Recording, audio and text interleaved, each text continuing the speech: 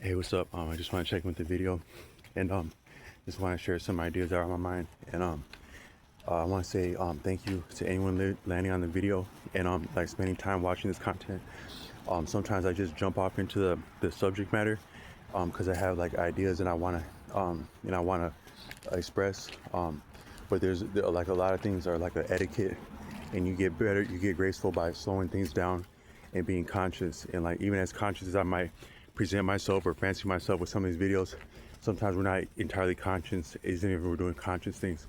So a conscious thing to do would be to slow down and say that no one's entitled to viewership, no one's entitled to friendship, participation, no one's entitled to nothing. But so I can't be jumping on here and acting like it's simply a given that someone will be interested in hear what I gotta say. But that said, I still try to offer value, and I intend these and I enter these videos from the standpoint of offering value, meaning value, and then coming from some different some experience, but also some undertakings to support my statements. But I just want to say, no one's entitled to nothing, and no one really has any authority. You just have your own experience, and then you have your competence, and then maybe like some influence that might be the other dimension of that is not, that you can't factor for. But people rock with you or they don't. You know what you're talking about or you don't. You get by or you don't. People get by with you or they don't. People get by without you or they don't. But we mean well, we do well.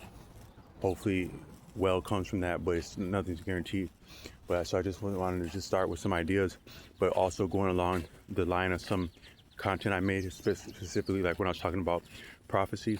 And I want to say that I don't have a special knowledge about prophecy or any experience around what could be called prophecy different than a human being, because I think that we're all equally human, equally divine, since we're part of this existence, and this existence is divine. And we also have unique experiences because we make unique choices, we give unique effort, we have unique interests, and then we have a unique pedigree, our own personal life and our ancestors, and there's unique opportunities of an environment and on like that, so that none of us have the same experience.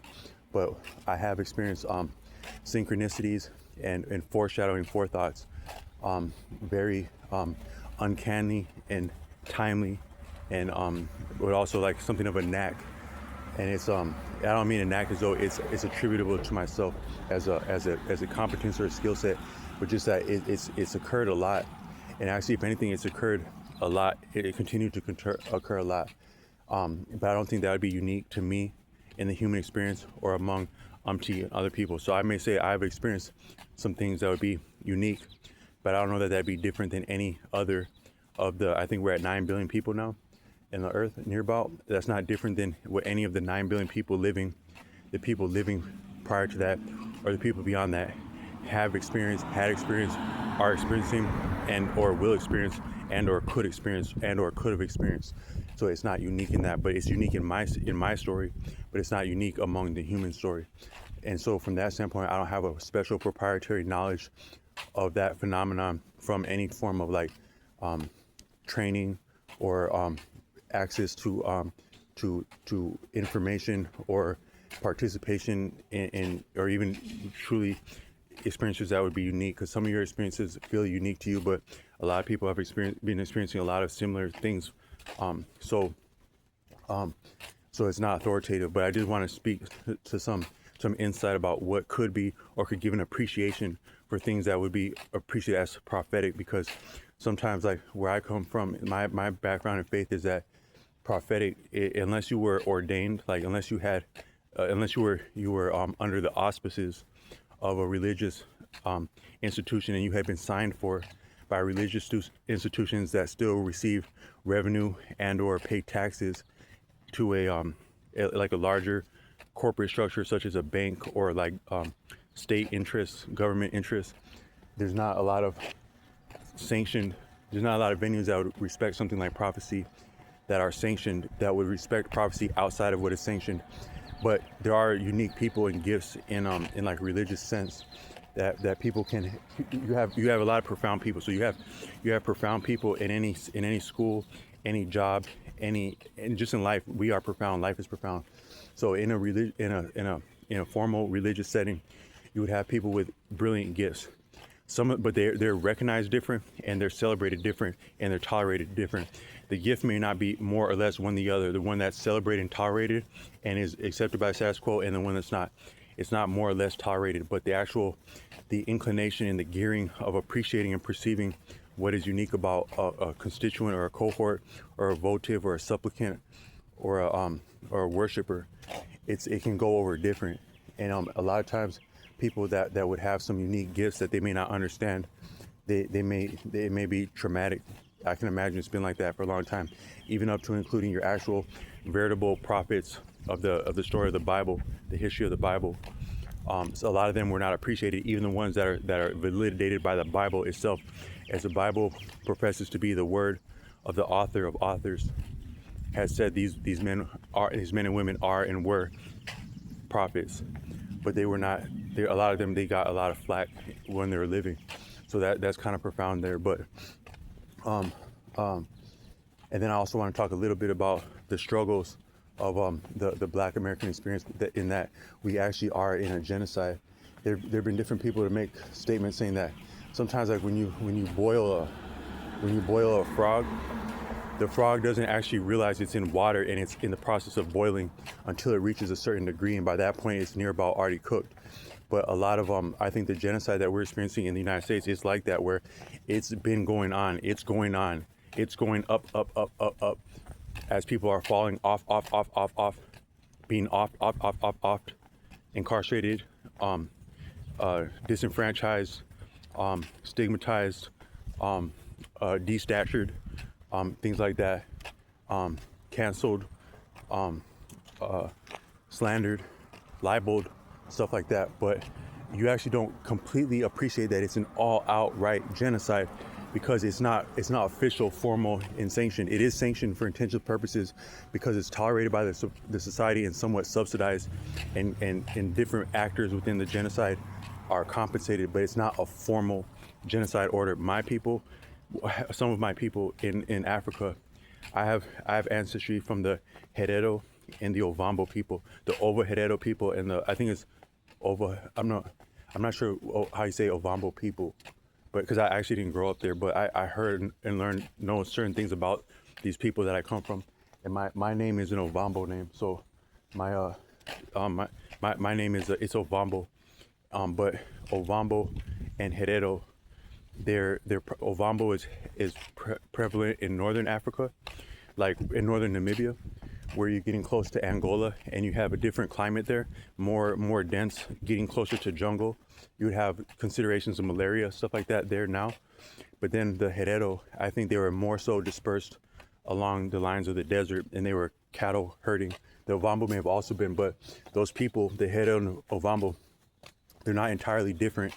I think that's within the Bantu languages, so they share similar history with a lot of the people of Southern Africa, like say Zimbabwe, South Africa, but also I think my father said that we designate from up along, like maybe closer to Kenya and Tanzania, not way back, but not too long ago.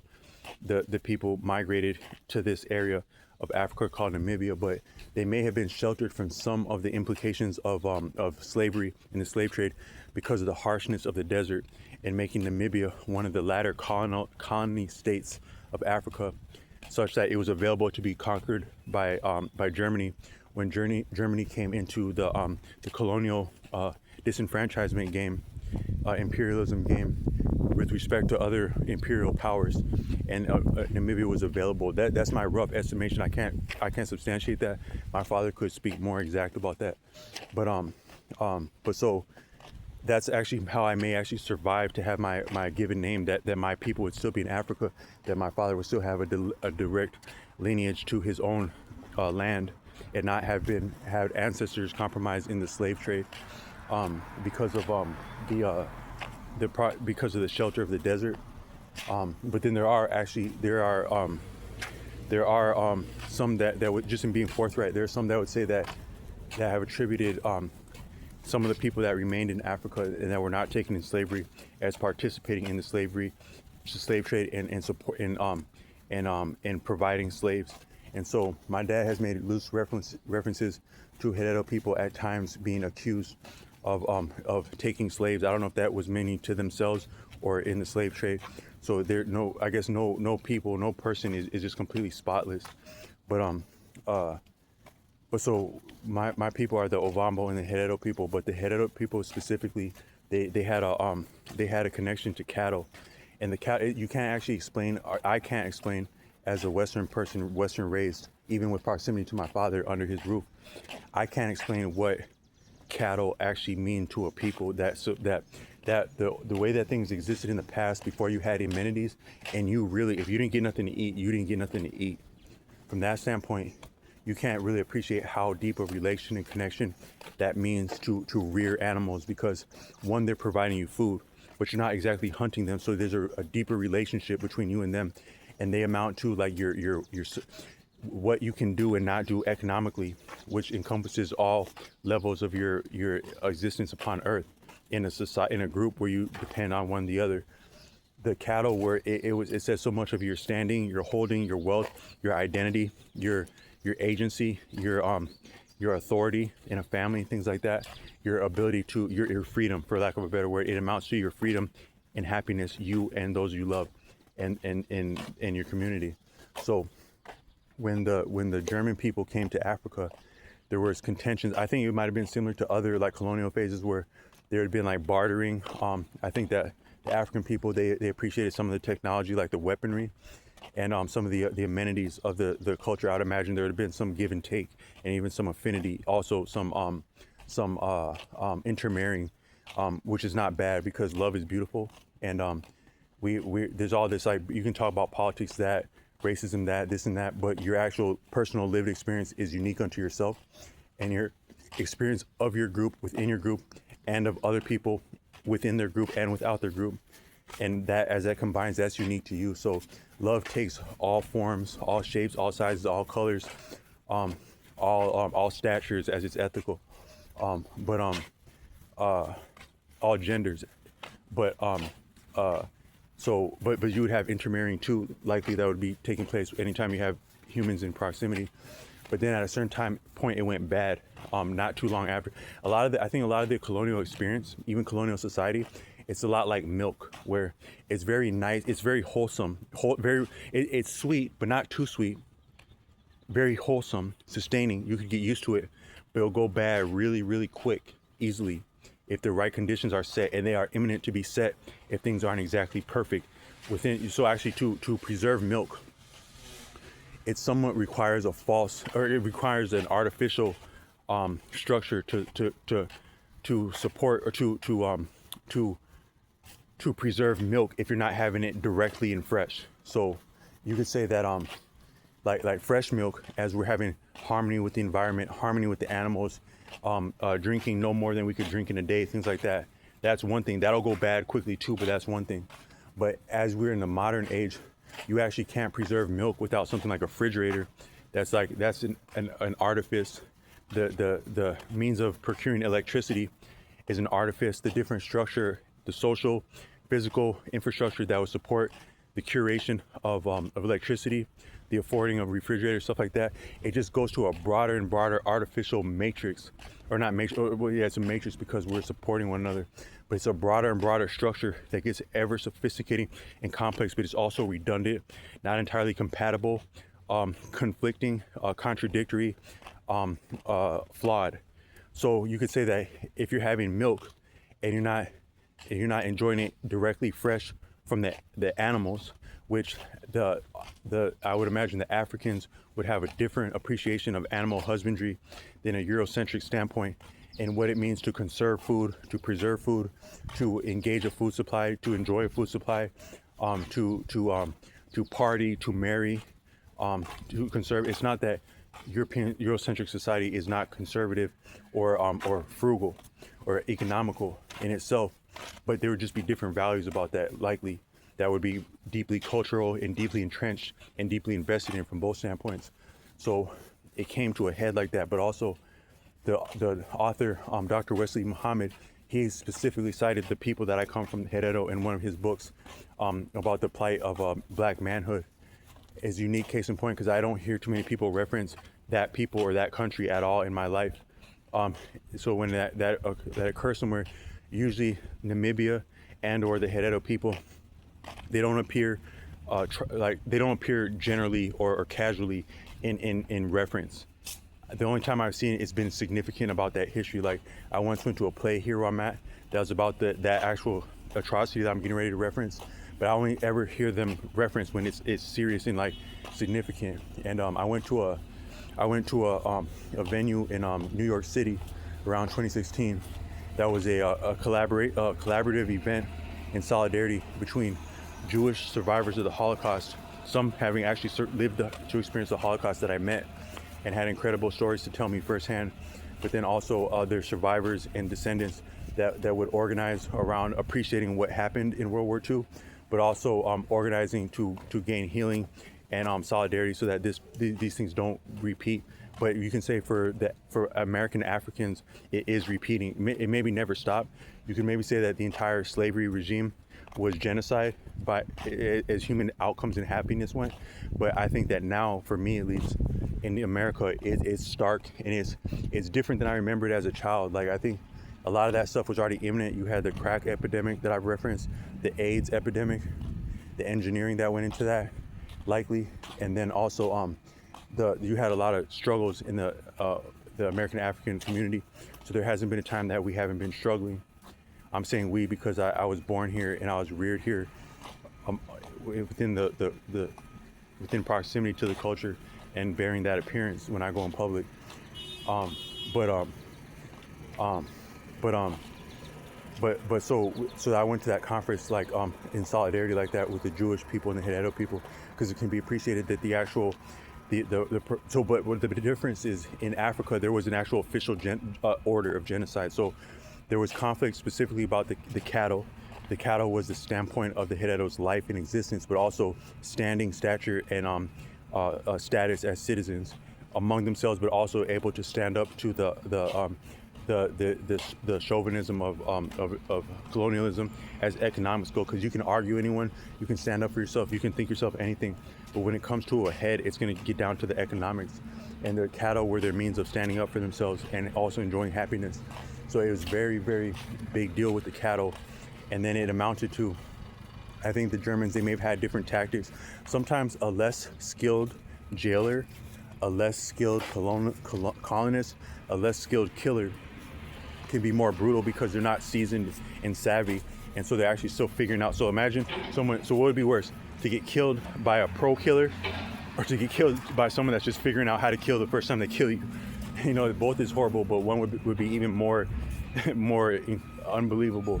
So from that standpoint, the Germans, they may not have been versed in colonialism and the same skill and tactics as, say, the British or maybe the Portuguese or the Spanish. I'm just speaking hypothetically for the point of discussion, but the Germans were newer to colonialism, and they were a newer nation because I think they had been in Prussia before that, and there was a lot of interfighting in Prussia, and then they got around to being what would be the nation of Germany in the latter 1800s, as they colonized German Southwest Africa, now known as Namibia, named after the Namib Desert with independence, I believe, like maybe around the 50s or so. But it had been German Southwest Africa for the beginning of the 20th century, and I think then in the 1800s. But then they had some kind of conflict over the cattle. There was contention. There was also fighting and raids. Like they would have like some of our like commandos and special forces now that are celebrated like in America. What that because all things have a history. What that stems from is that back in the day, back in the 1800s, maybe 1600s, you would have these warring parties, these commando style death squads, like a squad, like maybe I would just roughly estimate 4 to 8 people, maybe bigger, maybe smaller, but they would assault people, raid people, just similar like the Ku Klux Klan. But these ones would be like in different. I think the Ku Klux Klan, that's like paramilitary, but these and probably military too. But you'd have more like civilian presence, I'd imagine, in the Ku Klux Klan in the United States. But like some of your rural civilians, they might actually be more sturdy around weapons than an actual military person. So that doesn't make that episode less horrific. But these would be like commandos in Africa, and you had them on both sides. So you had them on the European side, and then when people fight, they actually adopt each other's tactics and each other's atrocities. So like the Herero, the guard of military Herero that stood up to the, but also there's the Nama people who are also involved in that I must mention. It was like a dual genocide. They also had conflict. I don't know if it was the same conflict or what that stemmed from, but as I understand with the Herero, it was over cattle. But the actual uniform that, to this day, the uniform that designates, that symbolizes the resistance to the genocide is actually a German uniform, because when they would overcome German opposition in fighting, they would exactly adopt and incorporate their weaponry in their uniform. So their uniform was actually the enemy uniform, and but also their tactics were like that. So I wouldn't imagine that necessarily African groups would have been the first ones with these like death squads, commando night raids of villages and homesteads like that, but they exactly adopted it back. So my dad said there was stuff like that around Namibia and South Africa around that time. I think before, like in South Africa, but also in Namibia, that these people like mounted on horses, heavily armed with respect for that time, and efficient at murder and mayhem and trauma on civilians and homesteads in the middle of the night. I think some of that stuff still goes on in Africa. Like you still have like assault against farmers at night. That might be like a deeper history of that type of activity. But it must have got really bad. I'd imagine it would have got really bad, really, really nasty actually. So then this person, his name was von Trotha, General von Trotha from Germany, or from Prussia, but Germany. He may have had experience fighting in the Prussian wars. I would imagine from what I know of him, he had some form of experience.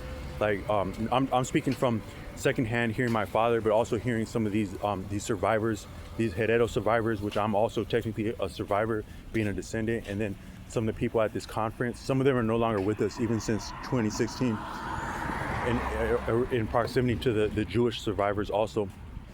They were speaking of some of this history, but my father was speaking more of it, like especially in a hotel. My dad was telling me about it. But this man, they were doing presentations on this man, but then my dad would tell me about it in the hotel. But he was versed. He wasn't shy around military stuff. He wasn't shy around killing people and organizing people to kill people. So I'd imagine he had some experience. I don't know what other fighting they would have been embroiled in prior to that. It probably would have been other colonialism and or like infighting in Prussia, I would imagine. But his solution was to just stamp it out, wipe it out. That is like carpet bomb, scorched earth, decimate, no prisoners, man, woman, and child. Now, I think that generally, like military people, I think the military life is such that it demands so much discipline and attention to detail that you can't actually be completely lethal, completely effective in discipline, but also like organization and even killing without some form of standard, some form that actually amounts to ethics and morality. It's kind of strange. A lot of things overlap. So that person that might be the most lethal, the most formidable, part of what makes them strong is like the ethics. So what would look stronger? Like someone lifting a whole bunch of crazy stuff, or lifting heavy stuff with perfect posture, perfect stance, disciplined, supple, like a tiger or a cat, calculated, efficient like that. It's similar like with your mentality, where to be the most formidable in mentality, you actually have to have some discipline and some propriety in how you approach things to be the best at it. Because you have to be the best, you have to have standards. So just for them to be completely bloody, outright bloody murder, kill them all, man, woman, and child, I don't think that would necessarily be the first instinct of even a military person, even as heinous as colonialism necessarily. It could be. I may be getting off into the weeds with that comment, but I think that I'm just saying there may have been some actual nasty fighting that they didn't understand. I'm not justifying by any means, but there may have been some nasty fighting that's what it came to, is that first this one did this one did that, but that one did that, this one does this. That this one does this after that one did that for doing this. That one does that and that and that and that. Now it's all outright fighting, no holds barred, including men, women, and children. So it may have been like just like a sloppy thing, like just kill all the people, or so it may have been like a policy. Like, so now you appreciate now, right? So like say you have some rebels on your hands, right? So even you have military equipment, right?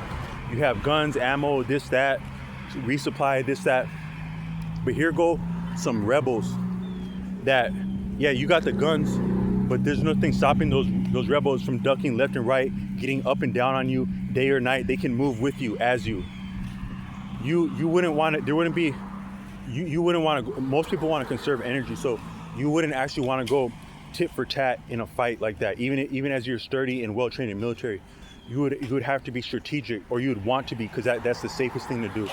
So like now, like with the United States, like you imagine like you see footage of fighting overseas, like sometimes I think they use service members as bait, because I was wondering, like in service time, like the early 2000s, why would you need infantry when you have all this sophisticated technology? Like even in the beginning of the 2000s, why would you actually need infantry, like when you have computers and robots and stuff like that? I thought about that, but I think that sometimes they may use the infantry as a bait.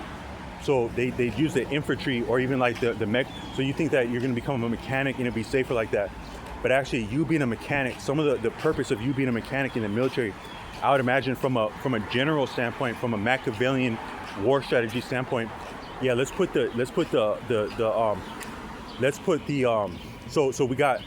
the military is very, very competitive, very competitive. Like say you were to go to ROTC, right? And you want to become a officer in the military by first going to college. They rank you, they analyze you, they compare you to your peers, counter peers, potential peers, pretender counter peers. They got you so ranked up and off one the other that it comes down to like a fraction of a degree of a decimal of a grade that you got in this class based on they didn't know that you actually got a better grade because you had a cool relationship with your teacher. But that still counts. That's not outside of the competition. It's all fair and level work. So they got all the service members. So you sometimes don't appreciate how selective they are in the military, but also how competitive they are about their selectivity in the military. I would imagine that part of that, from a strategic standpoint, is that okay. So there can be appreciated to be opposition in this region.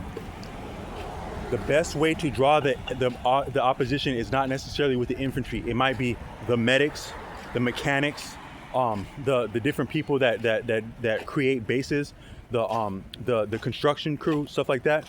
But we got a lot of them on our hands because we had recruited all those construction people, all those mechanics, this and that. Let's take the best of the best, the cream of the crop, put them back a little bit, because when you're competing with your cohorts in the military, whether you appreciate it consciously or not, you're fighting for a better position in the military. That is a more advantageous and or safe, if you're being honest, position. Even were you to become a commando, you can appreciate you're going to be in a better position and have better training as a commando, so you're safer than a rank and file is your standpoint. But so you got the best of the best of the best of the best. You put them a little bit back. You put the best of the best of the best in the front. You put the best in front of that. Then all the fire and hell comes down on the mechanics, the people that look like mechanics and medics. And that was actually some of their purpose, was actually to be bait. Even for all their training, the training gave them discipline. You're trained to be this and that mechanic, this and that, but it's about war, not about mechanics. So in a time of war, you're still a piece on a chessboard. You just got played like that. You just got used like that. That's broader than what you would appreciate the purpose of your training. Because what is the purpose of being trained for anything in a military but to kill and be killed? However you appreciate your particular job. But then that's now. So when we watch videos about like our superficial understanding about like war as it has existed, or conflict in the last 20 years, there would be some stuff that would be like a little bit like propaganda. Like I think the movie Transformers, I like a lot of the work of Steven Spielberg, but I think that the film Transformers had a lot of propaganda in it, and that was actually while America was in a war pitch a lot of it back then. And so they would have themes of like, we're getting in a fight, we're in a fight, call for backup, call the airplanes, get the planes. So they get in a little bit of a fight, pop, pop, pop, pop, they're fighting, they're shooting, pop, pop, pop. Yeah, this is such, I got this and that, blah, blah, blah.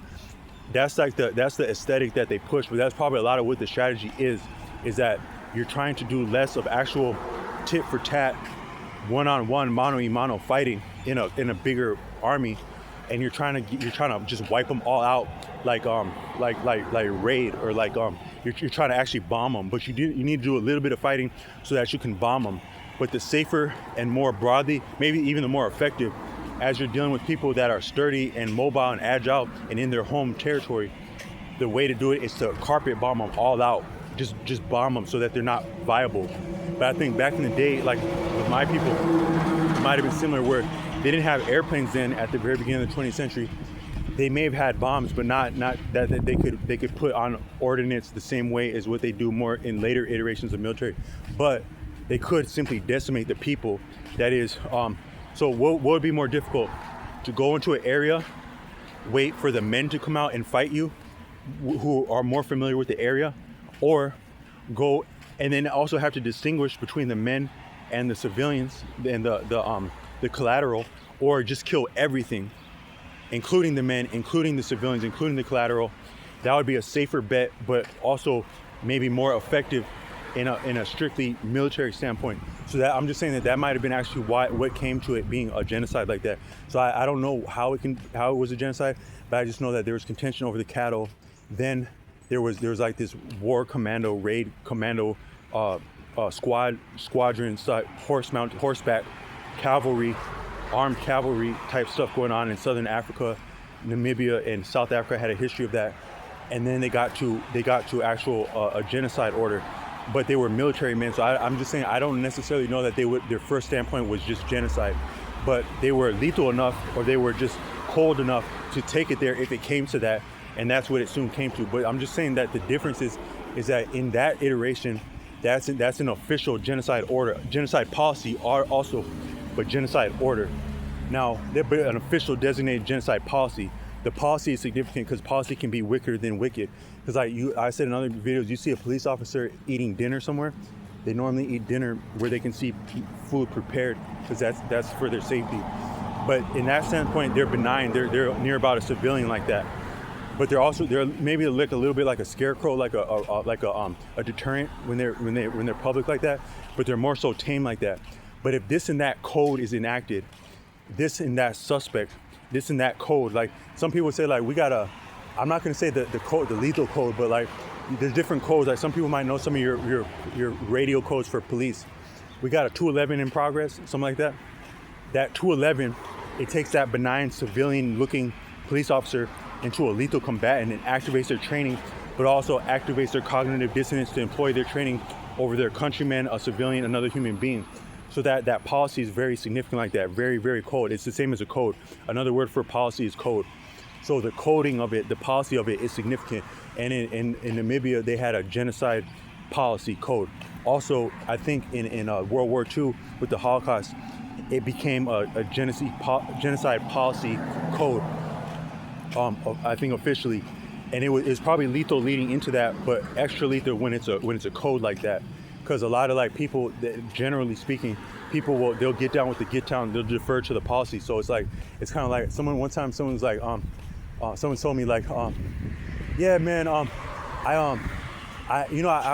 wouldn't even want to do this, man, but it's just like, that's just what the rules are, man. That's just what I got to do, man. I was like, yeah, that's the same thing the executioner told me before the pardon arrived. So, so your friend can become your killer, your foe based on policy if they respect the policy and the group more than they respect you. Your best friend can be like that. That's actually what's significant about there's a movie, The Sound of Music. I am 16, going on 17, da da da da da da. So like that. What that's about is that there was a love story between a woman, like I think they might have been Austrian. There's like a boy it was like a reference to like the Nazi youth. So he was viable for, prospected for, recruited for in the process of, and then became a Nazi in that film. But before that, he had been in love, falling in love, and in a relationship. So that's like a very deep, that's deep literature right there in the human experience. Because sometimes literature can say more about the human experience than actually fact or documentary. What does that mean to be in love with someone? In love with someone. You're actually the same person when you're in love, but different, but the same for being different and the same. You're in love now. The deepest of love is likely around that age, because I remember when I had like just like puppy love, like in high school, like 9th grade, but you feel life deeper because you haven't been traumatized yet. So that love of that age, like high school, like that's real love. That's real Romeo and Juliet stuff you're talking about. But that's for like just like what a human being is before we get traumatized, like, and scarred. But you have that real love like that of teenagers, 16 going on 17, and now he's about to be recruited for the Nazis, and you can imagine they were buttering him up and burning up his ego, maybe even giving him prospects or potential for dating women more beautiful or sexy or more sex appeal than his girlfriend, but still they had been in love. So what's deeper to you, love or policy? That's cold right there. That's almost near about, if you would say, I usually don't use words like demonic or devilish because they have religious connotations, but as those words go, that's what that would be. Or redemptive, angelic, enlightening, brilliant, beautiful, transcendent. You have the potential for both in a situation like that. But that's like what that movie's about, just to show what policy and code means, like as group dynamics go, juxtaposed with an individual situation between two people.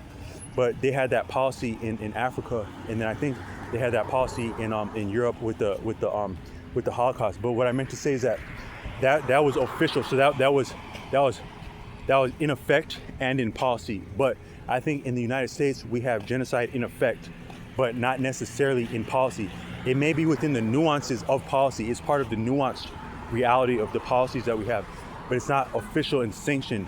So there may be a little bit of difference in the application and experience of genocide, where, at least in the United States, you can somewhat hide who you are or act like this, do this, go this place, don't go this place, and you can, for intents and purposes, get away from some of the reverberations and the rounds of genocide, some of it like that.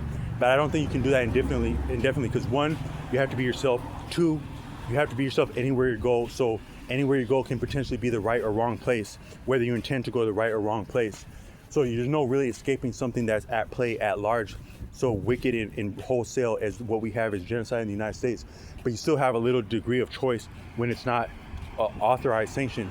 But in this case, it was sanctioned, so there's nowhere you can run or hide when it's sanctioned. So in the United States, it's round up all of them directly and indirectly. In policy, when it's sanctioned, it's round up all of them directly. So I wanted to point that out. But the deeper thing, the message that I want to come with is, I don't want to belabor the fact that we're experiencing genocide in the United States and maybe other places of the world in effect currently. I mean, you turn on the news and it's mayhem for people of color. But what I was going to say, one thing is that on this channel a lot, I talk about how the exception proves the rule. And I think it takes a degree of learning to really feel and appreciate what that means, the exception proves the rule. Because it sounds good, but to really know what it means. An example is that I think there was so if you turn on the news, right, and you see young people losing their lives of all ages, men of all ages, women too now by and large, but men, a lot of men and children losing their life, young and old, constantly, heinously, needlessly, recklessly, savagely. You don't see the counterpart in outcomes in other demographics by and large. You see some, but not by and large. You can't list off the top of your head as many like Caucasian people that have been slain famously. You may be able to list more Caucasian people that have slain heinously, but not been slain heinously. There have been some, and there are Caucasian people slain heinously and needlessly. One, because we're human beings, and human beings can be wicked to each other. But two is that you also have collateral damage and the actual implications and mechanisms and influences that are sustaining and ramping up the genocide. They bleed over and they spill into European white society. Like an example of that is drugs. So like they say that the crack epidemic was dropped off exactly in black communities, but the mayhem and fallout from that, it wasn't limited to black communities then, and also what that has done to drug culture and street culture, the implication of that, and like kind of like the like some things like with the opioid crisis. It's not different than the dynamics, cycles, influences, values, and lifestyles, tastes that are part of the American drug culture, that are also part of the crack pandemic, but also now affect white communities as the opioid crisis goes. So some of that is collateral damage, and also just that no one's outside of drugs and weapon violence. No one's immune to that. But systematically, statistically, it skews towards marginal people. And usually they say anything that's horrible in a society, the exact marginal, extended, vulnerable people are going to get the worst of that. So all people get the bad of American society, but statistically, by and large, the marginal people get the worst of it.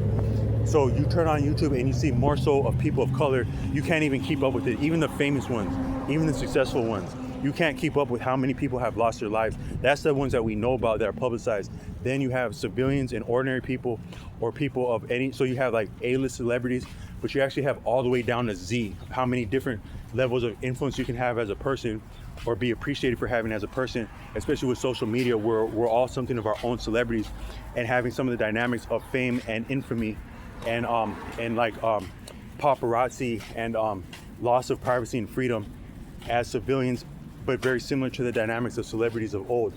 But you can't think of that many Caucasian like that, as you cannot keep up. You simply cannot keep up with how many people of color have been slain, even in the last month, last year. You cannot keep up with something like that. Even were you to spend all your time idle and watching YouTube, you could not do that. But with some of the Caucasian counterparts, you could have a finger on the famous of which, young people especially, that have been slain. Like, I know we lost Mac Miller, the rap artist. We lost, I'm trying to think of Caucasian people we lost in like this broader effect that's kind of like genocidal. I know that there's been several Caucasians, but not as many as the minorities, obviously.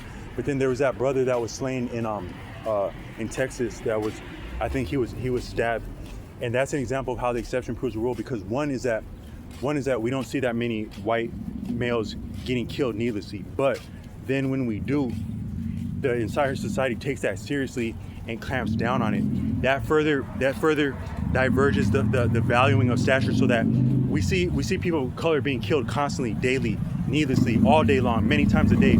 Sometimes several atrocities will take place the same day or the same couple of days for minorities.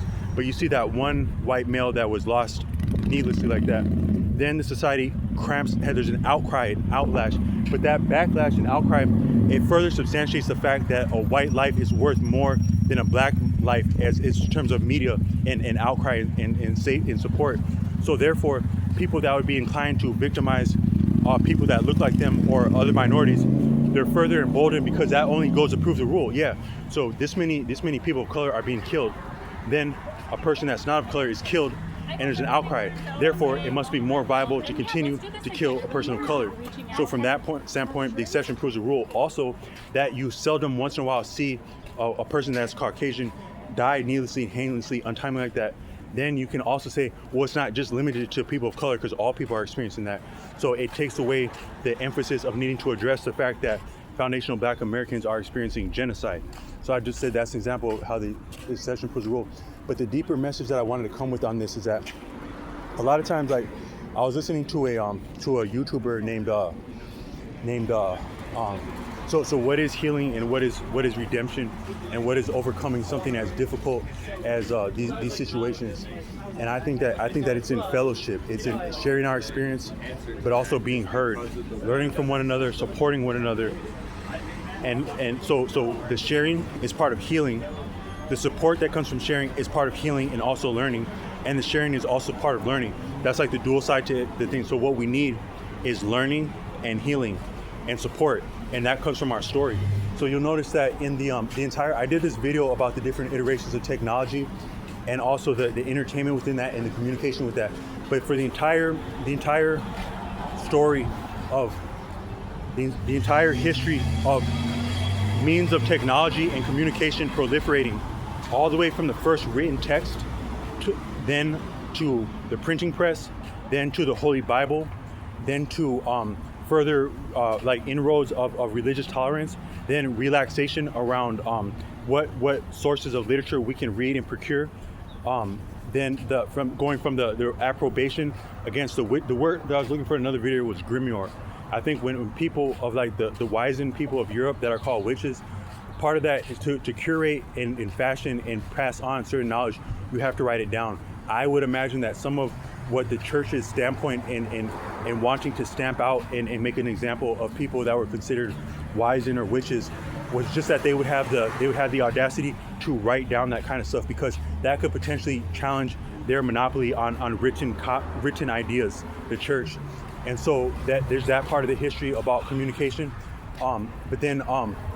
Then you had some inroads to make more religious tolerance, even all the way up to tolerance for Wicca and things that would be called witchcraft. Then you had the radio proliferate. You had musical instruments and music become more available to different scales of stature of class, all the way from several hundred years back to the late 1800s.